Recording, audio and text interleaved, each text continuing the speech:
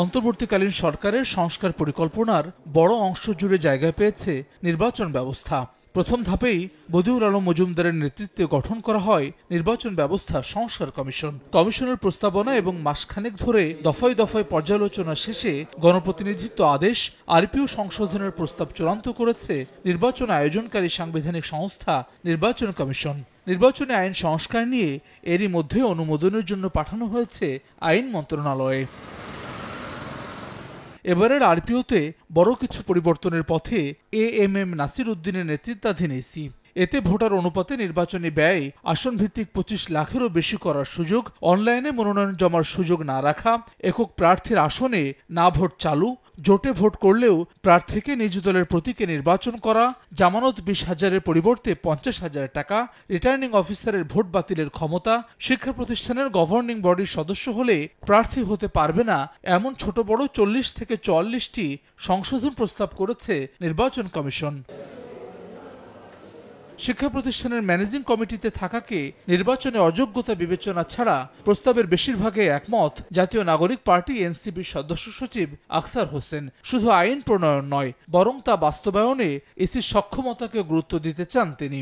শিক্ষা প্রতিষ্ঠানের ম্যানেজিং কমিটিতে সমাজের সবথেকে গ্রহণযোগ্য যারা ব্যক্তিরা আছেন তারা থাকেন। এখন রাজনীতিবিদরা কখনো গ্রহণযোগ্য হতে পারবেন না, ব্যাপারটা তো এমন নয়। শুধু প্রস্তাবনার মধ্যে নয় বা শুধু আইনের মধ্যে সীমাবদ্ধ থেকে নয়, যেন সত্যিকার অর্থেই সেগুলোর প্রয়োগ থাকে এবং সেগুলোতে যদি কোনো ধরনের অপপ্রয়োগ তৈরি হয় সেক্ষেত্রে নির্বাচন কমিশন কি ধরনের ব্যবস্থাগুলো গ্রহণ করবে সেই বিষয়গুলো আমাদের কাছে এখন গুরুত্বের বিষয়। জামায়াত ইসলামীর এই নেতা বলছেন, আলাপ আলোচনা ছাড়াই চূড়ান্ত প্রস্তাবনা এনেছে ইসি।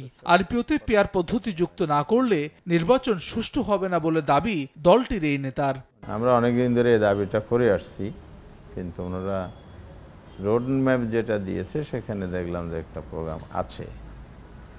তো আলাপ আলোচনা না করে যদি ওনারা এই সংসদগুলো আনে তাহলে এখানে পরিপূর্ণতা সমস্যা থেকে যায়। আর পিআর পদ্ধতিটা যেন আনে, পিআর পদ্ধতি ছাড়া নির্বাচন হলে নির্বাচন সুষ্ঠু হবে না। সুষ্ঠু নির্বাচনের জন্য প্রস্তাবিত আরপিওকে গ্রহণযোগ্য বলছেন বিএনপির এই নেতা। তবে জোটবদ্ধ দলের শরিকদের প্রতীক ব্যবহার বন্ধ এবং শিক্ষা প্রতিষ্ঠানের ম্যানেজিং কমিটির সদস্যদের নির্বাচনে অযোগ্য হিসেবে বিবেচনা করার সমালোচনা করলেন স্থায়ী কমিটির এই সদস্য।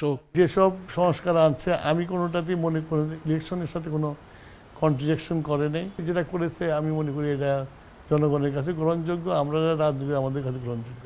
জোটের যে প্রার্থী হবে, যে জোটে যে লিড করবে তার মার্কাটা নেওয়াতে আমি কোনো অসুবিধা দেখছি না। স্কুল কলেজের গভর্নিং বডিতে বৃদ্ধ উৎসাহী মানুষ থাকে অথবা ওখানকার জনপ্রতিনিধিরা থাকে। এখন একেবারে জনপ্রতিনিধি থাকতে পারবে না, সম্পর্কে থাকতে পারবে না, এটা আমার মনে হয় যে রাজনীতিবিদদেরকে একটু খাটো করা হচ্ছে আর কি। স্বচ্ছতার সঙ্গে বাস্তবায়ন করা গেলে প্রস্তাবিত আরপিও ভালো নির্বাচন উপহার দিতে পারবে বলে মত এই নির্বাচন বিশ্লেষকের। নির্বাচনী সংস্কৃতি পরিবর্তনে রাজনৈতিক দলগুলোকেও সহযোগিতার আহ্বান তার। Monitor by the political parties, কারণ এটাতে পলিটিক্যাল পার্টিকে উদ্বুদ্ধ না করলে হবে না।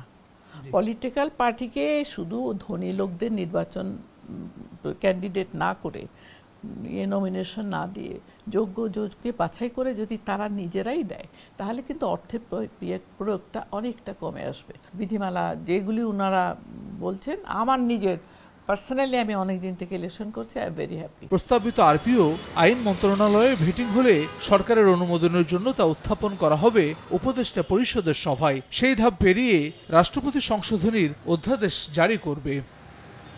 হাসান ওয়ালি, সময় সংবাদ, ঢাকা।